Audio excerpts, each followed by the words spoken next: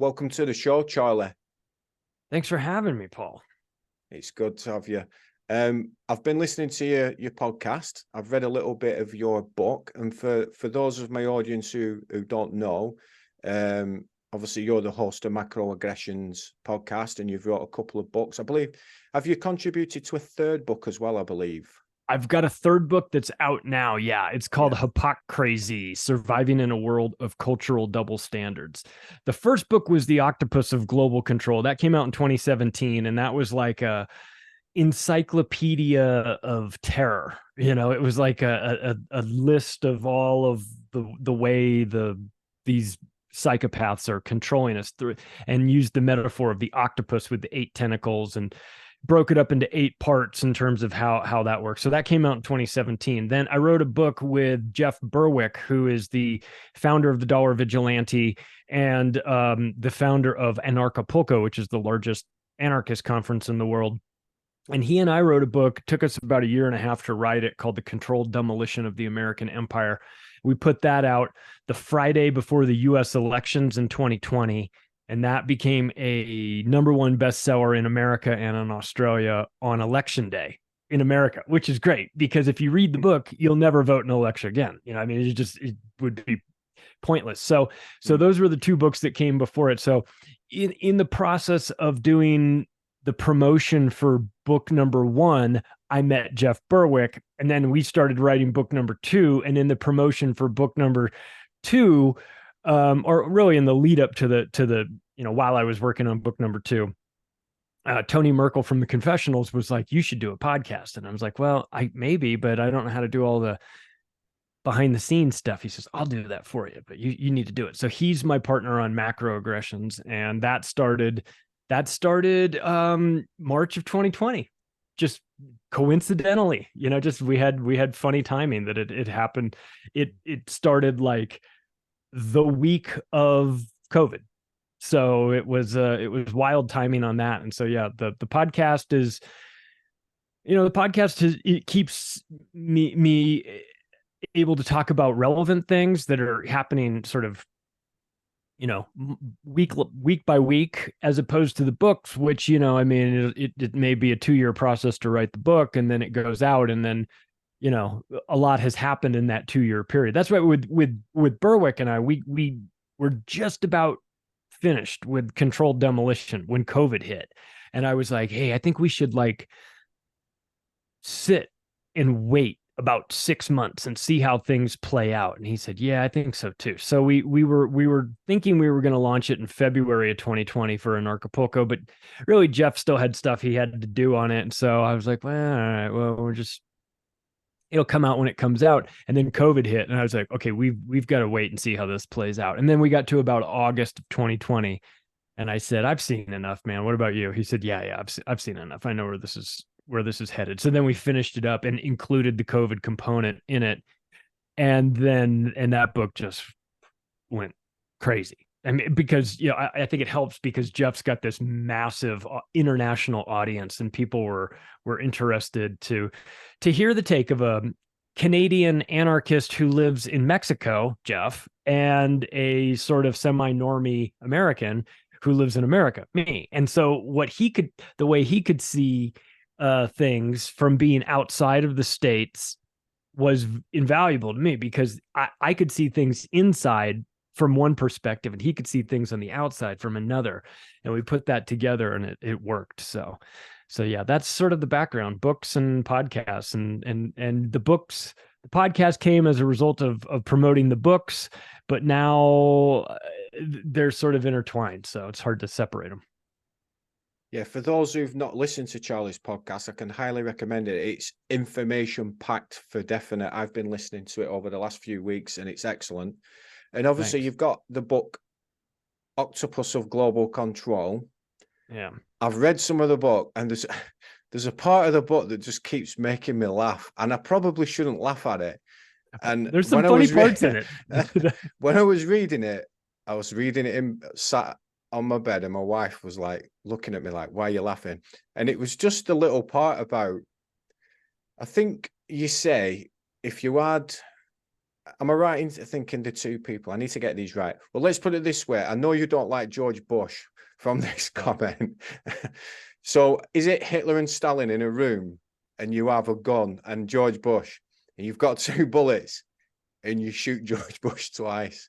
And that just tickled me, that, Charlie. Yeah, I said if you were in a room with Hitler, Stalin, and George H.W. Bush, and you had a gun with 2 bullets, it was and only 2 bullets. Yeah. I said it would be reasonable to shoot George Bush twice just to make sure. Yeah. Yeah.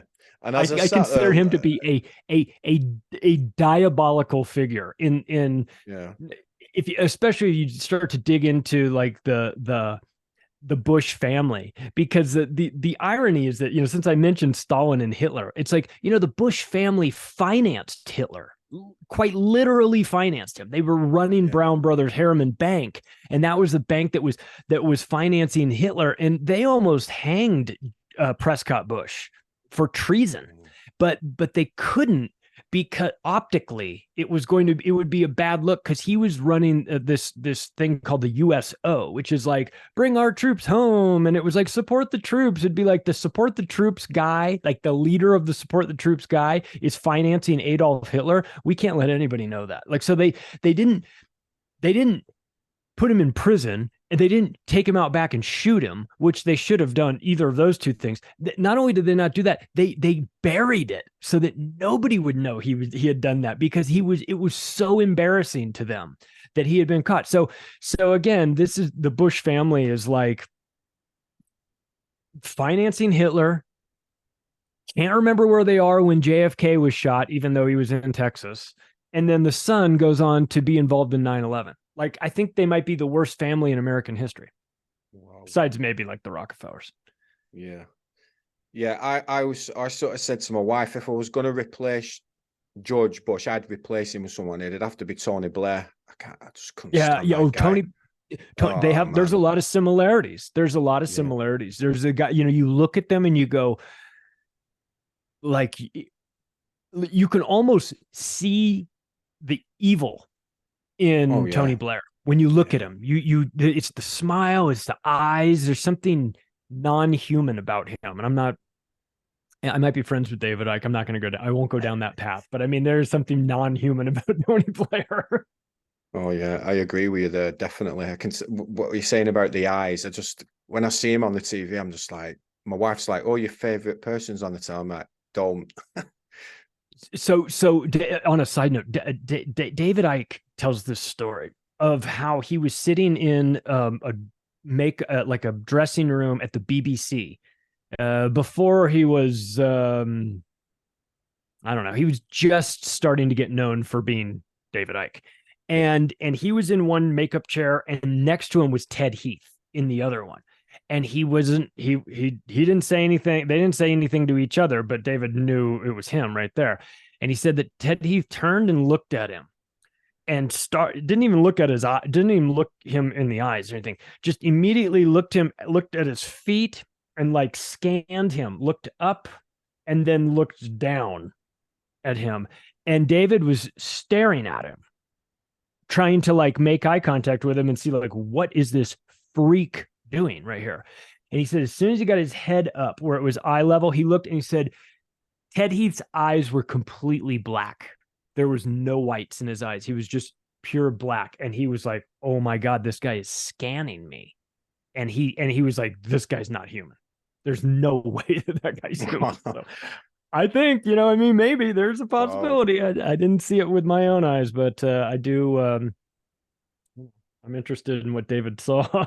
Yeah. Wow. Mind blowing. I say a lot on my podcast that there's things we just can't rule out. We can't just call people liars or disbelieve them. All we can do is sort of just maybe put it on the shelf and go, okay, that's a possibility. Yeah. There's definitely a lot of weird stuff going on, for sure. Yeah, just look around the world these days. You see a lot of it, and I know that we're going to get into some of it today, some of the direction of where we're headed, because it's not good, but it's also not over yet. You know what I mean? There's still more to this game to be played, and so I don't ever want to like tell people, make people think that like, oh, it's over. They've got us. They're gonna enslave humanity. Because I don't think that. I think that these people make a lot of mistakes, and I think that their ideas are stupid, and I think the general public can be, woken up to this at some point. But it's going to take people getting honest with the information, and they're going to have to start to expand their information sources too, and get away from the mainstream media and start to find some shows or find some books or find some magazines or find something that is outside of the mainstream, because you're going to get a much more unfiltered version of reality. And I think that these days, I think we need that. So I'm excited for talking to you today. Definitely. So one of the topics I wanted to talk to you about today, because the only problem I had after listening to your podcast was like, what am I going to talk about? Because I could talk to you about all kinds of things, but I decided we're going to sort of go down this road. So climate change, obviously we keep hearing about it in the news, and we've heard terms by one of the guys from the UN, we've entered the era of global boiling, and obviously that's been used to increase the fear. Yeah. But what do you think is behind this actual climate agenda that we're being constantly bombarded with? So it's not my opinion what it's about. They tell you what it's about in their writings. And so there's a group called the Club of Rome.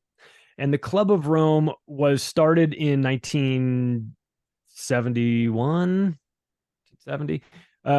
And it is a group that is globalist backed group that is very focused on sort of behind the scenes world government.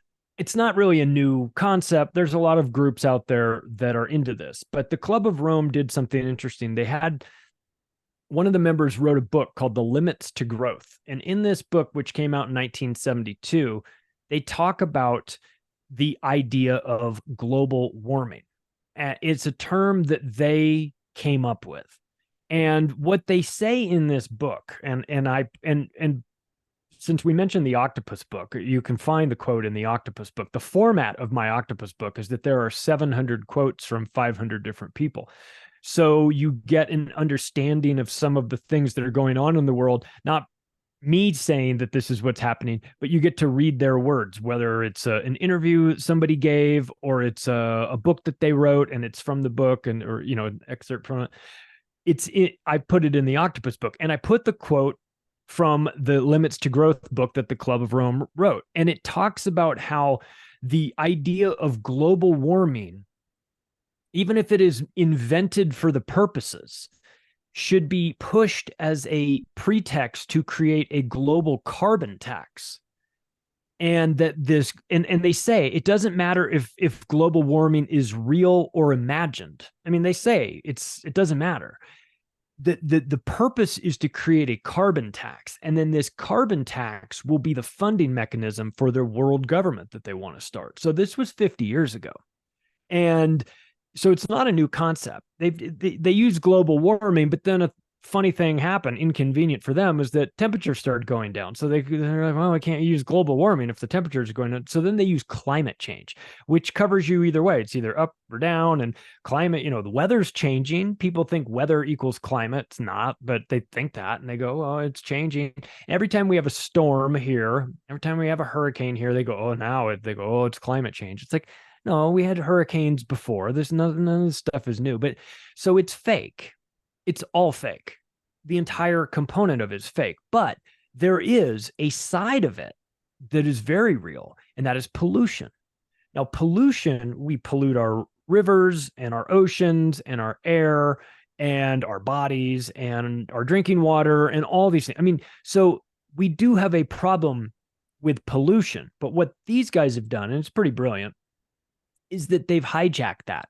They've taken all the anxiety and all the compassion that you have for wanting to clean up this beautiful planet that we most definitely need to do. And they've said that is climate change. It's not. That's pollution. Pollution is different.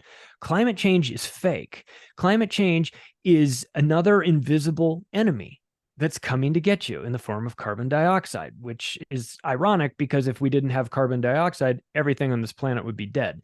So don't let the facts get in the way, right? Of course. So again, it's whether it's invisible terrorists that are around the corner that are going to get you, unless you get scared and give away your rights and pay more taxes to your government, or it's an invisible virus that goes one direction down the grocery store aisles, and it's definitely going to kill you unless you give up your rights and pay more in taxes, or it's carbon dioxide, which is an invisible, odorless, colorless gas that's way, way, way up in the stratosphere, where you're never going to go there and measure it, and it's definitely going to kill you unless you give up your rights and pay more in taxes. So it's the same plan. It's the same scam. It's just a different boogeyman. And it is, and look, it'd be one thing if it was just that. It'd be frustrating and annoying. But the problem is that they're going to use this, a fake thing, as the justification to start to remake society in a way that's, carbon free, carbon neutral, carbon zero. If we get to carbon zero, we're at human beings zero too. So the thing doesn't make any sense. But at its core, what people need to understand is that there are the people that are pushing this, not the minions, not the dummies like Greta that don't know what the game is, but I mean the people at the top that are pushing this down. They have two things that they really want, and they go hand in hand. And this carbon, scam is going to help facilitate this. The first is they want a world government. The second part, and they're kind of connected, is that they want depopulation. Because if you're going to have a world government, it's a lot easier to control the world if there are fewer people in the world. So they want to get it down. That's why there's this push to Georgia Guidestones, say 500,000 people or 500 million people in harmony with nature. And then you've got these lunatics, Bill Gates, talking about if we do a really good job, we can lower that number by 10 to 15%, talking about global population. So they're depopulationists, they're eugenicists, they're transhumanists. They want to depopulate the planet and create a world government. And the funding mechanism for that, and also the control apparatus, is going to be in the future climate change. So, and you can see it now. You can see it where you are with the OLU's systems, the monitors and everything that the people are cutting down, rightly so. And you can see where this is going. You'll eat the bugs. We've got to cull all the cows. We've got to do, all these things. And you go, this is about carbon, really? So the scientists are saying this, and they go, yeah, oh yeah, the scientists are all in agreement. Oh, you mean the same scientists that were all in agreement about COVID? I mean, those scientists, the ones that you guys paid to be in agreement with? I mean, it's nonsense. But the problem is, it doesn't matter if we know it's nonsense. The vast majority of the populations of this planet are going to fall for it, because they don't want to hurt the planet. They live here. They don't want to destroy the planet. They have kids. They don't want to leave a dysfunctional planet for their children, right? So they say, oh, fine, yeah, I'll go to an electric car and instead of a gas powered car. You go, well, where's the electricity come from? Well, it comes from my wall socket. Yeah. But where does the electricity come from? Oh, it comes from burning coal. Okay, so are you saving the planet? So you traded your gas powered car for a coal burning car? Good job. You know what I mean? So there's a vast majority of people that think they're helping, and they think that they're a part of the solution. The problem is, there is no problem. You don't need to be part of the solution, because there's no problem. We aren't having a climate emergency. It's fake. It's not real. And the same people that brought you this are the same ones that are going to try and stick you into a 15-minute city as well. So I think it's imperative for us to know it, to understand it, to recognize it, to see what the game is. And then that way, first of all, you don't have to have climate anxiety. You don't have to do that. But what you do have to do is you have to pay attention and hopefully, talk to people close to you and say, oh, this whole thing is not what you think it is. So. Yeah, I totally agree with you. I've been trying to say to people the same thing. Listen, climate change is not happening. And they've gone, but we spill oil in the sea. We do. And I've gone, no, that's pollution. Yep. And like I was saying off air, I live near the coast. If I go down to the beach and I see litter on the beach, I pick it up. I'm not saying to people, don't look after the environment. If I see nets that people have discarded, I'll pick them up. Do you know what I mean? I want us to keep the place clean. But what I'm saying is the same as what you're saying, is that climate change, it is a scam. Like you said, they use global boiling, and then, inconveniently, they had some data released that showed that the temperature had gone down. So we can't use that now, but we can use this all-encompassing phrase, climate change. And there's a sort of local incident that I use to highlight it to people who I know around here, to highlight to them how they use this climate change. So just down the road from where I live, there's a coach company that hires out minibuses and the large coaches, does the school runs and everything. Now, where that's situated, there's a hill at the side of it, and they've just built a new housing estate on this hill. And I think it was finished about 18 months ago. Now, when it rains, the coach company keeps getting flooded. So people obviously, it's climate change. No, it's not climate change. They've tarmacked over a hill that was soaking up the water. It's that simple. But obviously people say, look, and one of the things that's happening over here, I mean, over in the States, you've named your storms for quite a lot of years. They've only just started doing it in the last sort of couple of years in the UK. And I've said to people, they're doing this over here now, because we've literally just had one yesterday called Storm Kieran. We had one 2 weeks ago called Storm Babette, where there was flooding. And places do get flooded because they're building houses on floodplains and in all the wrong places. But they're using this now, these names, to highlight, this storm's coming, this Storm Babette, this Storm Kieran, to stoke up the fear, because it adds sort of emphasis. Whereas once of it was just like, there's going to be some bad wind and rain, and that was it. But now it's a storm, such a name. But you talked about, obviously, we want to look really at the players, because we've talked about like the strategy they're using, but who are the people that are pushing this? Who would you say the main players are in this? Well, anybody connected to the United Nations, which would be quite a few of all of the major leaders of the countries are involved. The World Economic Forum is part of this. They're not the major part, but there's definitely a climate side to it.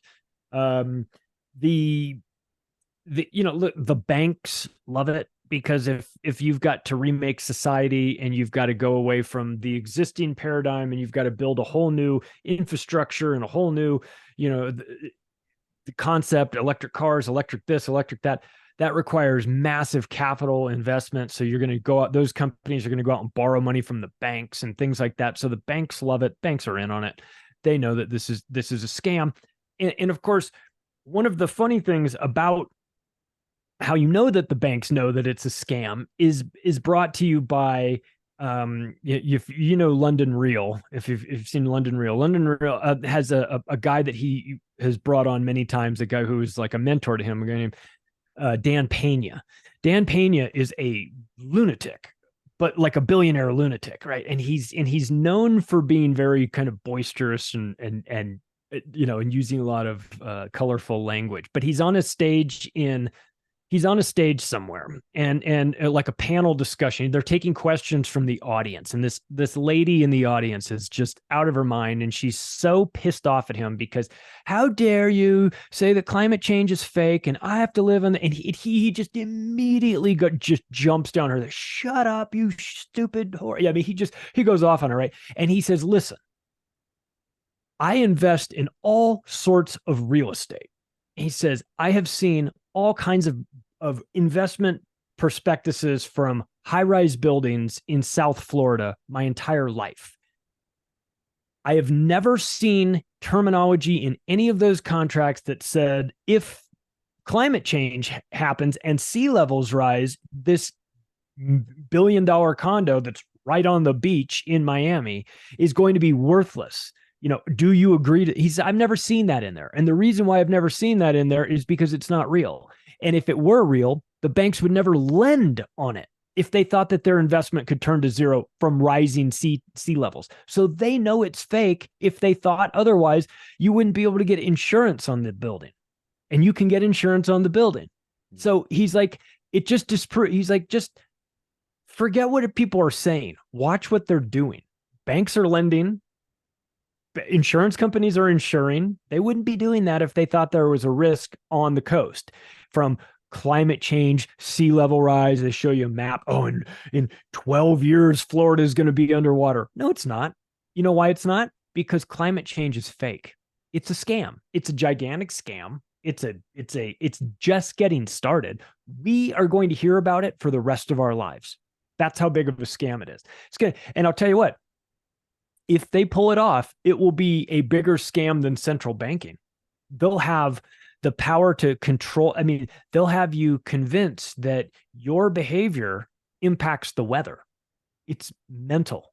Of course, what we do, the weather doesn't care what we think or what we do. It's going to do its own thing. Now, where we do get into differences is when you start doing things like you mentioned, which is developing in areas where you shouldn't be developing. And then as a result, nature says there's nowhere for the water to go. It normally sinks through the grass and into the ground. And now you've built over that. And so now it has to pool down here. So we do have to pay attention to these things. It's not like the weather will never affect us. Like, we have to be smart about it, but there isn't some, we haven't put too much carbon dioxide into the atmosphere, because one of the things that you'll notice is that the people that are pushing climate change, John Kerry, that guy, he's crazy. He loves climate change. But these people, they're only focused on one type of climate change, anthropogenic, man-made, man-caused climate change. They're only concerned about that, which represents a fraction of the amount of carbon dioxide that's being released into the atmosphere. You have one Icelandic volcano go off, and it puts more carbon dioxide in the atmosphere than all of mankind's industrial capacity from the time we were rubbing sticks together until yesterday. One Icelandic volcano takes care of all that. So the fact that we're going to modify behavior while volcanoes are going off, well, I mean, it's lunacy. It's totally backwards logic. And anyone that digs into it for more than just 10 minutes and doesn't get their information off of the nightly news will discover that it's phony. But again, back to the point, it almost doesn't matter if it's fake, because it's coming. And so it's going to be very real to us. The ramifications of the decision-making based on that will be the only real part of it. Like how we have to, buy different cars, or here in the United States, in California, they've banned gas-powered leaf blowers. Like, the gardeners use that, they'll blow, you cut your grass and blow all the leaves and everything. You can't have gas powered ones. Now it has to be electric. Again, electricity coming from coal burning power plants. So there's no benefit here. It's just trading one for another. It's nonsense. It's busy work. But this is being normalized. And what's even worse is that, I mean, envision this scenario where 3 years ago, you saw what the COVID police, the lady down the street from your house who would call the police and say, my neighbor has too many cars in front of their driveway. I think they're having a party, a super spreader event. Now that's COVID, right? A virus with a 99.98% survivability rate and a median death age of 80 years old. That's COVID. And that lady thinks she's saving the neighborhood by making that phone call. What do you think she's going to do when she thinks she's saving the world? You know what I mean? So we're going to have an entire planet of carbon Karens out there picking up the phone and calling the police to report a carbon dioxide crime that's happening next door. They're out there, they're in their car and they're revving their engines. We have to get the police here immediately, throw these people in jail. So like, it's going to get crazy out there. One of the things that blows my mind on all this, I mean, I'm not a scientist or anything, but I know basic science, what I learned at school, and carbon dioxide is plant food. Like, if we have no carbon dioxide, we have no plants and we die. Yes. I mean, it's just that simple. So they are lunatics. And like you said, if we do go to true net zero, as they call it, there is no people. And they just but again, that's at their core. They're depopulationists. They're fine with that.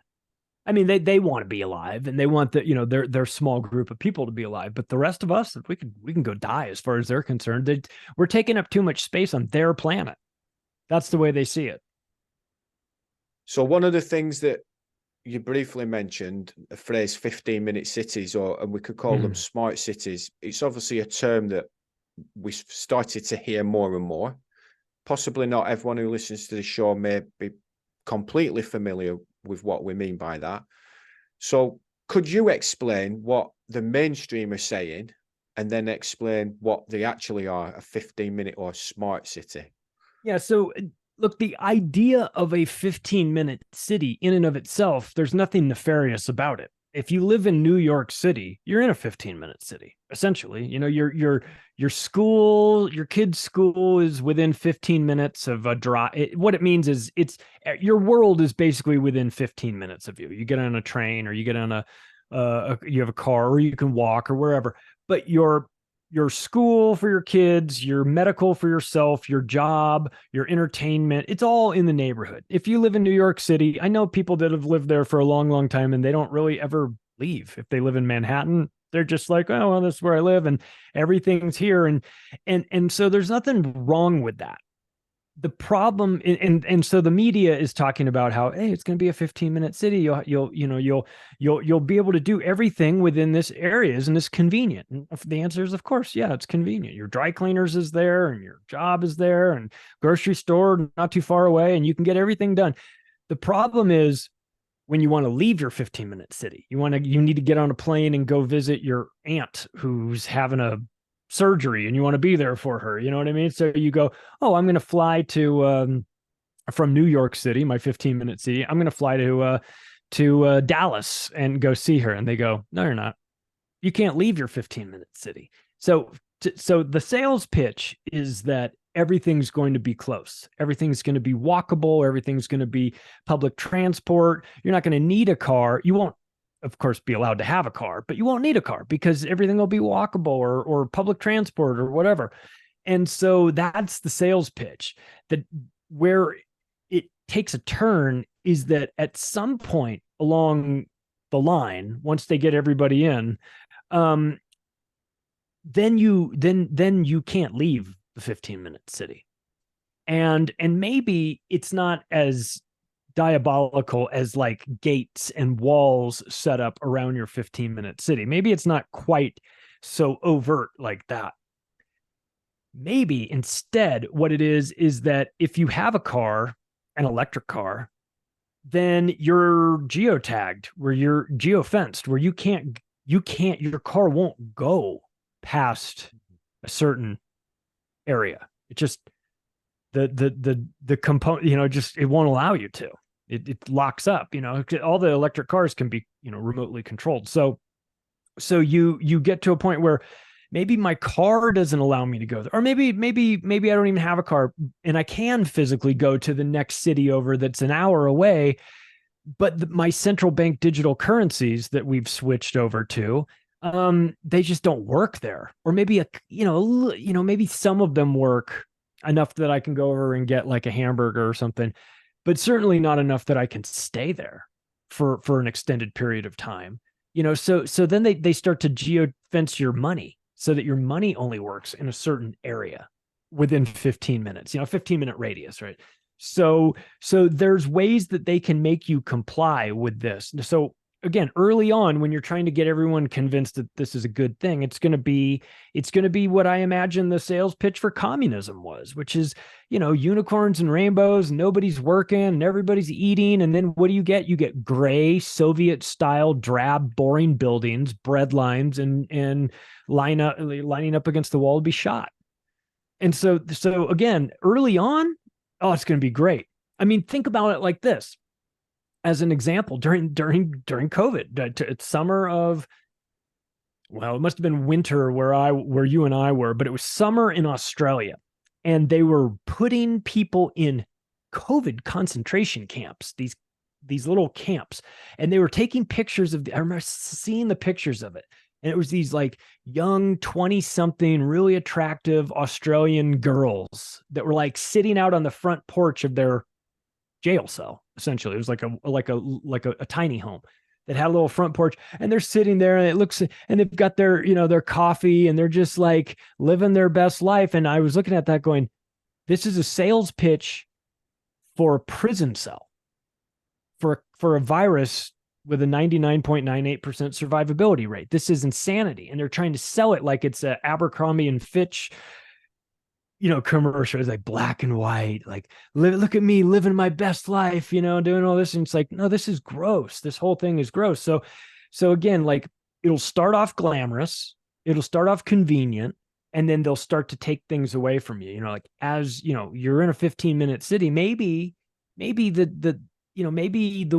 can leave the 15-minute city, provided that your social credit score is high enough, and if it's not, then your money doesn't work. Or if it's not, then you can't get on a train or a bus. I mean, this isn't conspiracy theory. This is conspiracy analysis, because this is happening in Shenzhen, China already, and has been for years. If your social credit score there is too low, you cannot get on an airplane or a train. You can't. You'll scan your thing and it'll say you're ineligible. So, like, we would look at that and go, no, thank you. But the people that are running Western countries are looking at the Chinese system and saying, tell us how you do that. We want to do that here. We want to do that for our people. We want that top-down authoritarian control like you guys have. Tell us more about this.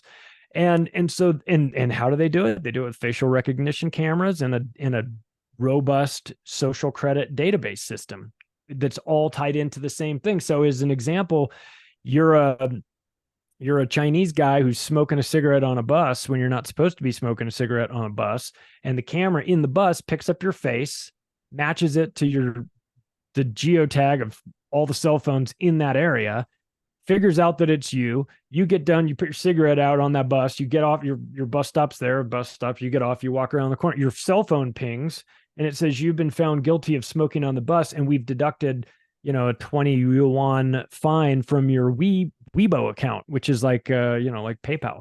So like, you've been caught, you've been fined, and it's been taken out of your account within 8 minutes. This isn't theory. They tried it. They tested it. I saw a video where they tested it with a guy getting on a bus smoking, and it did it to him. And so this is a component of a 15-minute city. So when people start to hear that, if they're unfamiliar with that term, they start to think, well, that sounds kind of like, I don't know, it sounds crazy. Well, yeah, of course, but that doesn't mean it isn't coming. And so start to pay attention to things like that. What they ideally like to do is just shrink your world into a smaller and smaller and smaller place and get you to stop even thinking about going somewhere. They're demonizing air travel. Oh, look how much carbon dioxide it emits. Meanwhile, United States military aircraft carriers are never stop. They're going all over the place, emitting God knows what. So we're sliding into this authoritarianism, but it's coming to us through guilt, because they want you to feel that you're the problem, like that you are putting out too much carbon dioxide and you're killing the planet. And if only you would be in control of yourself, then we wouldn't have the problems that we're having, all this crazy weather, which it's either not necessarily anything new, or if you do get these massive storms, they're manipulated. I mean, that technology has existed since the Korean War. So which is the 1950s. So this is something that I think everybody needs to pay attention to, because you're not going to hear it on your nightly news. You're only going to hear things about how you're just going to hear all the beautiful sales pitch for it, and you're never going to hear the downside. But it's most definitely coming. Yeah, I read an article earlier, and I just cut a portion of it out, because I read it and I was like, talk about contradictory. And it's about Oxford. So this article says, In its local plan 2040, Oxford City Council proposed installing 15-minute neighbourhoods throughout the city over the next 20 years. These plans don't include restricting people to their local areas, but instead focus on improving infrastructure and increasing mobility within the neighbourhoods. However, Oxfordshire County Council also recently announced traffic reducing measures throughout the city from 2024. Drivers in Oxford will be encouraged to travel around the city by using the ring road or public transport, rather than just driving through it, in a very similar system to low traffic neighbourhoods. The council will hand out fines to those using city centre roads at certain times. The new policy doesn't stop you from travelling anywhere, but this is the bit why I had to read this out. So they're saying the new policy doesn't stop you from travelling anywhere, but it does limit where and when you can use your car. Well, hang on, you've just said it doesn't stop you from travelling anywhere. And then in the next breath, well, it does limit you from where and when you can use your car. It's just insane. This is something, I had a funny conversation with Richie Allen, and he's in Manchester. And Richie says to me, he said, I had this conversation with a guy many years ago. It was like 10 years ago. And this guy was in, I don't know if he was in Manchester. He's in a city that was sort of outside of Manchester, and he was in like the city council of it.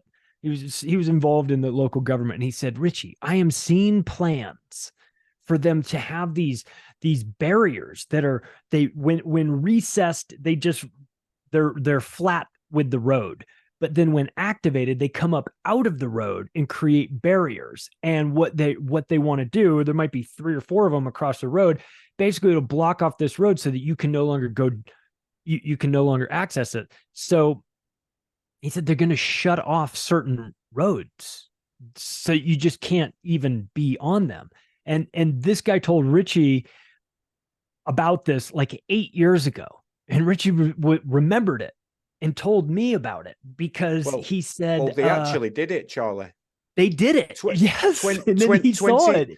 Because I'm from that way, and I can even tell you now, right in the city centre, they've built new tram links now, but one of the roads basically going, you had the Marks and Spencers here, what's called Printworks behind you, like one of the main shopping streets. It had time barriers on the bollards, what you're talking about. And they used to come up, because I used to be a delivery driver many years ago, and I had to go around the ring road at certain times in the morning. You could not drive down that street, but now it's been replaced with a tram stop, so you still can't drive down it because only the trams go on it. So they actually did implement it, but then they've put something else there, so you still can't go down there. Yeah. They want to restrict you. They want to shrink your world and get you thinking very locally. And this is part of a broader plan. There's Agenda 2030, which is the United Nations plan to commit everybody, all these countries to basically reducing their carbon output. But then there's a smart cities program that's underneath that, C40 program. And that picks partner cities that aren't quite, it's not at a country level, but just at like a large city level. And what they're doing there is they're just trying to make it specific to this particular city, so that it's essentially a 15-minute city, but on a local level. So there's the global side of agenda of the United Nations Agenda 2030, and then that takes it down to the nationwide level, and then there's a level even below that, and it's city specific. Now, it didn't do very well. They wound up having to fold the C40 program. It wound up going away. But one of the things that didn't go away from it was the networking between all the cities, where they talk about how they can share like best practices for how to implement these things maybe in a different way. So the network is still there, but but the idea of having it city specific for this Agenda 2030 it wound up just falling apart because they mismanaged it. So again, I point out all of these crazy things that these globalist world government lunatics want to do, but also we need to remember that they make a lot of mistakes, and they're not perfect, and they're not gods, though they think they are. They are on some levels very ignorant of how humanity works. So so again, we have to push back on them. We have to remember to not comply with their crazy ideas, because if we don't do what they tell us to do, it turns out they don't really have a good backup plan for that. If there's mass non-compliance, then they go, well, I don't know. In the States, they said, give them free donuts for a year to get them to take the shots. Cause a lot of people are like, we're not doing that. We're not doing shots. We're not doing that. And they went, oh, well, then bribe them. What do stupid people like? They like donuts and lottery tickets and lap dances and things like that. Well, then give them that. And so that's what they started doing. So I watched that and I thought, really, this is your plan? Like, this is plan B? If people don't voluntarily line up for the shots, plan B is we're going to give them free donuts. And you go, honestly, that's the plan? That's the dumbest plan I've ever heard. So again, like, part of it is if you can get them off of their timeline, and the year 2030 is a huge deal for them. That is like the finish line in their minds. But they can't get there if we cut down the cameras. You know what I mean? Like, they go, we put all the sensors up, we put all the cameras up, we're going to get everybody. But then they go out one day and half of them have been cut down, and they go, well, we weren't expecting that. And they go, well, what's the backup plan? They go, I don't really have one. Good. Keep doing that. Keep screwing up their timeline. If they can't get, if they have a 10-step plan, but they can't finish step 2, who cares that they have all these other ideas lined up? They can't get to them. So we do play a role in this, and collectively, if we decide that we don't want to participate in this, and we just say, we are not doing this, we're not going to use your central bank digital currency. They try that in Nigeria. They have the Nigerian population. They said, listen, we've had problems with currencies over the years, but we're gonna roll out a central bank digital currency. You guys are going to all have to use it. We're getting rid of cash immediately, and now we've got the central bank digital currency. Half of 1% of the population signed up for it. You know what the rest did? They all started using Bitcoin instead. So 35% of the Nigerian community of the country, the population, transacts in Bitcoin, because they said, we're not doing that. But the arrogance of the government to think, oh, we'll just roll it out and everyone will do it immediately because we say to. No, they won't. So we do have a say in this. Collectively, we need to get honest about what it is. So when they start to roll out these climate policies, we just go, no, we're not doing it. And they say, oh, what are you trying to destroy the planet? Like, oh, you're trying to kill grandma. That was the thing for 3 years of COVID stuff. Like, oh, you're going to try and guilt me into this by saying I'm killing the planet now? No, it doesn't work on me. I understand what the scam is. That doesn't work. So as soon as you understand the scam, it takes away all the power. So it's like a magician trying to do a trick, and you know how the trick is done. And you go, he's going to pull a dove out of his back pocket. That's how he does. And and when you know that, then you see the trick and you go, oh, it's not that impressive. So I think that with us, the general public, the more we know about what we're walking into, and the more we know about how they plan to do it, the harder it will be for them to pull it off. So again, like, I don't want people to be like, oh, there's no hope, these guys. No, there's plenty of hope, actually, because if we decide it doesn't happen, it doesn't happen. Yeah. They've had a real problem in London well, it's not a problem for us. It's a problem for London City Council with a group called the Blade Runners. And they're the guys who are pulling the cameras down, and they have been pulling hundreds of them down to the point where London City Council and we don't even know whether we can even go ahead with this, because they're just going to keep doing it. They're just going to keep pulling them down, which, I mean, I'm not going to go around vandalizing things, but we need to resist. We do need to resist. I mean, one of the things that we're reading about Oxford as well is that they're planning on bringing in a bus pass, like not a bus pass as in gets you on the bus for free, but like you only get so many a year. And that's it. Like say 100 passes. And then when you've used them all up, you can't go on the bus again until you get your next quarter the year after. These are some of the things that they're mooting right now. And it's just bonkers.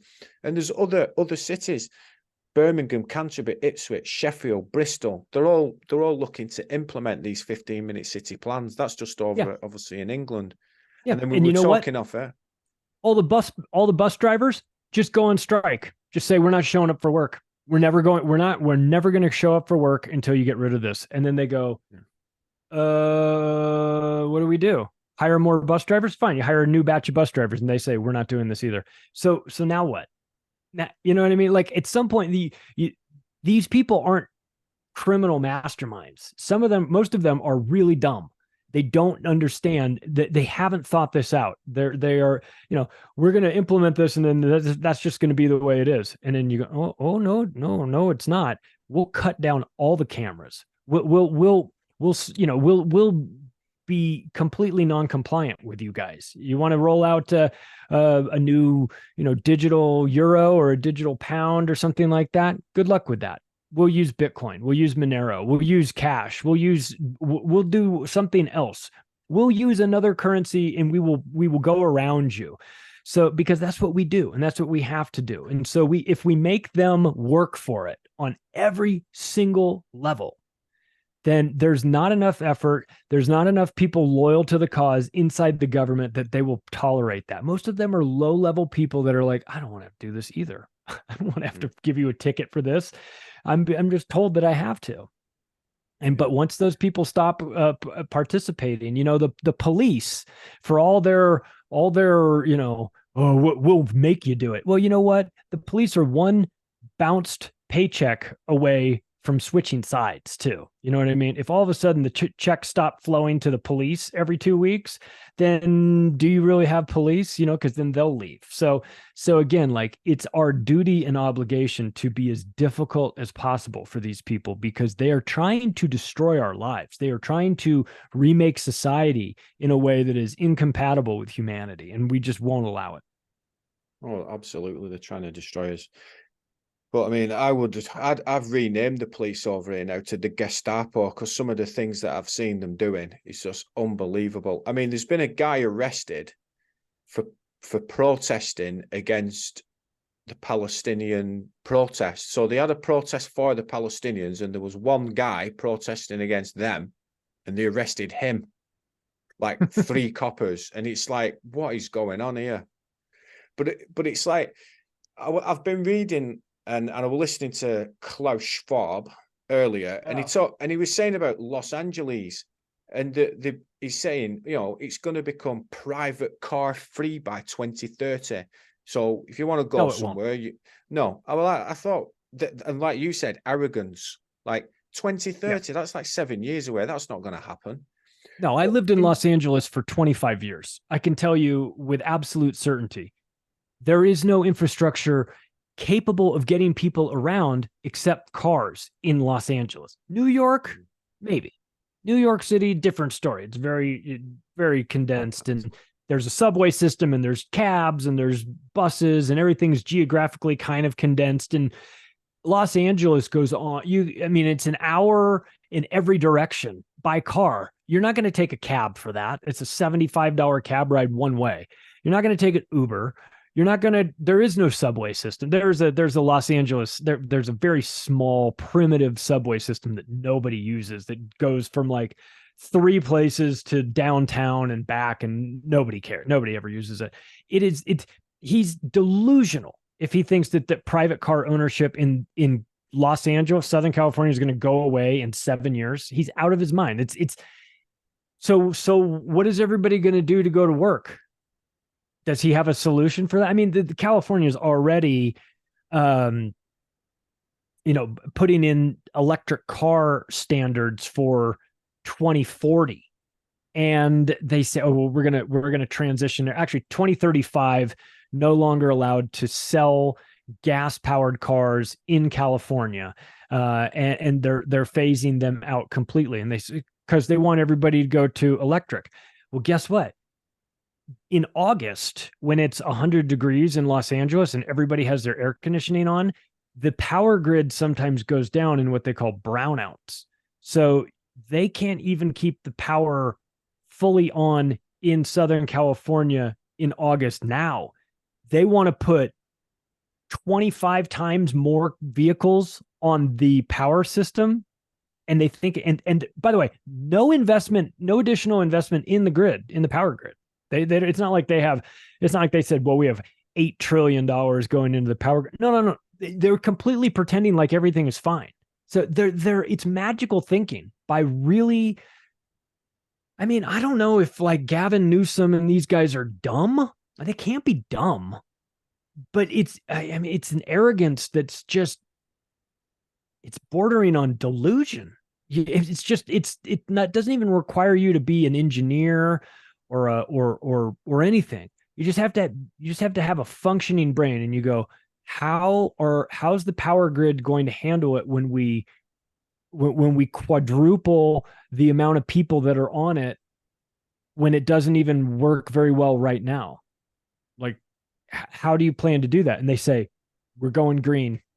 And you go, yeah, but nothing is going to work. No car. You're going to get rid of gas stations. You're just going to have electric cars on a power grid that can't support it. And then what? And then what happens? What happens when your the battery in your electric car goes out and you have to buy a brand new one? Have you seen how much those cost? $26,000 for a brand new battery. Not a brand new car, a brand new for the battery for your car.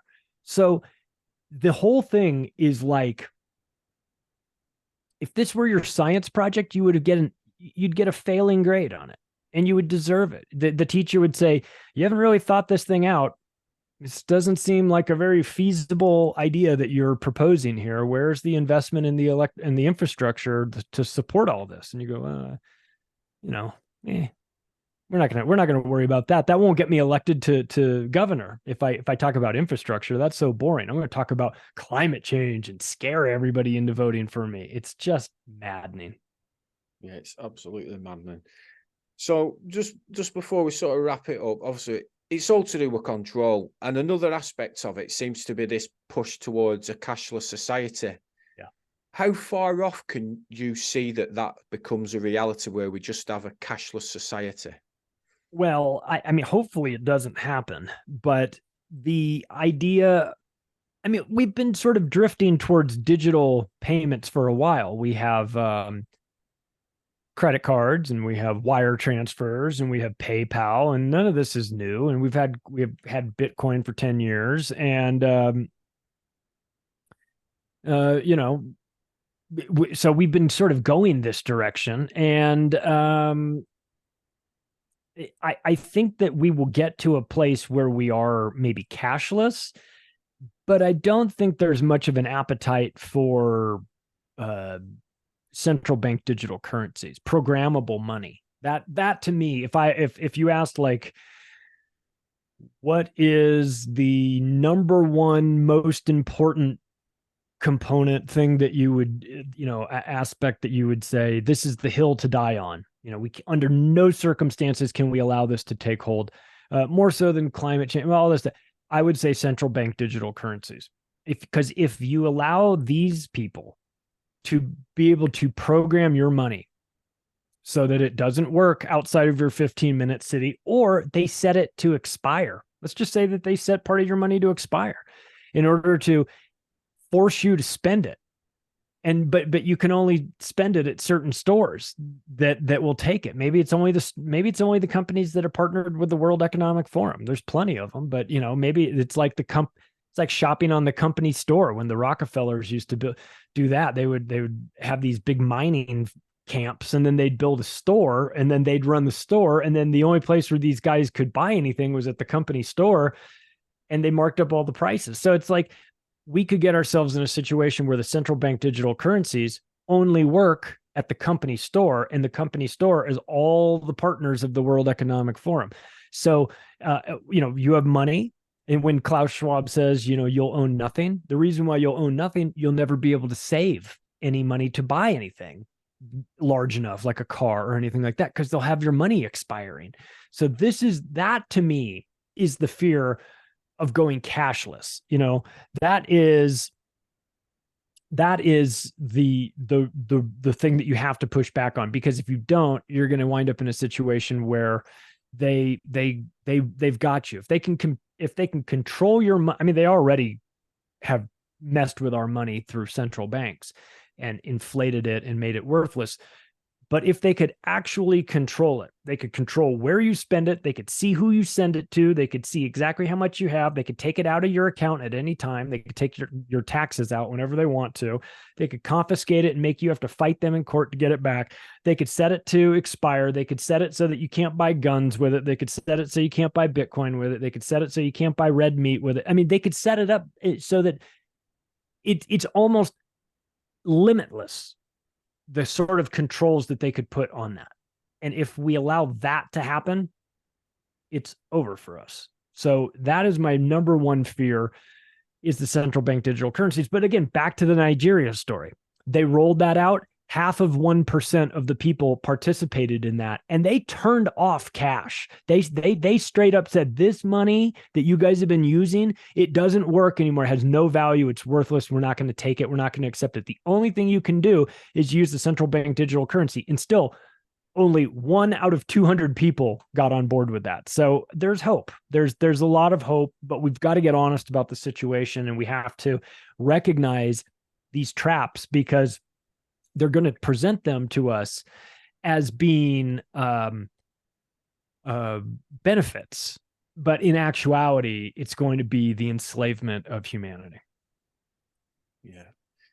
I'd just encourage all my listeners to really look into these things that me and Charlie's been talking about today, because these things are real. They're happening now. They're a threat to us. So just before we go, Charlie, could you tell everyone where they can get hold of you, where they can get your books and listen to your podcast and everything? Sure. Macroagressions Podcast goes out twice a week, once as a monologue, once as a video interview. You can catch it in audio format wherever podcasts are served. You can catch it in video format over on Rumble now. I have a new Rumble channel. You can. It's on Rockfin. It's on band.video. The website is the Octopus of globalcontrol.com. That's the name of the first book. You can find information about the books there. And you can follow me on Twitter at Macroaggressions, where I argue with robots. Call them names. Yeah. I definitely encourage you guys to go and listen to Charlie's podcast. I listen to it, and go on his website and have a look at his books there and purchase one, because he does, like I said, there's a lot of information. It's information packed. So thank you again, Charlie, for joining me. Thanks, I'll be back next week, guys. I'm Paul, and this is Beyond the Paradigm.